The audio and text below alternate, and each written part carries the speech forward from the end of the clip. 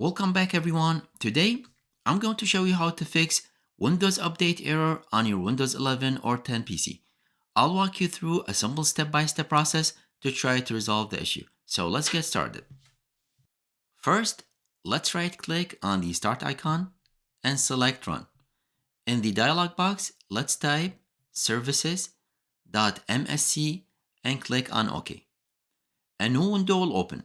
You can press the W key on your keyboard to quickly go to the W section. Look for Windows Update. Once you find it here, right-click on it and select Properties. And we need to change the startup type from disabled to either automatic or delayed start.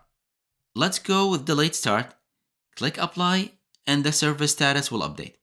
And now click on Start to make sure that the Windows Update service is running. And next, we need to clean up the software distribution files. Now these are old Windows Update files that you no longer need. Open File Explorer and let's go to the C drive. Then go to Windows folder and let's look for the software distribution folder. Once you find it, double click on it to open it. Now you need to press Ctrl A on your keyboard to select all these files. Right click on them and select Delete. And that should delete all the update files.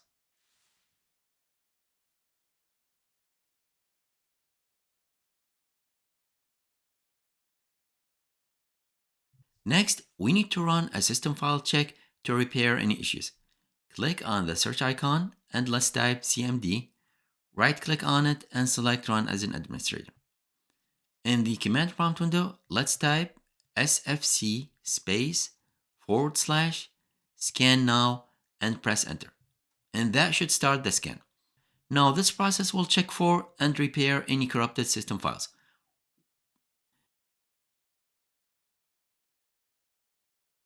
And once it's complete, you need to restart your computer. And after your system restarts, search for Windows Update.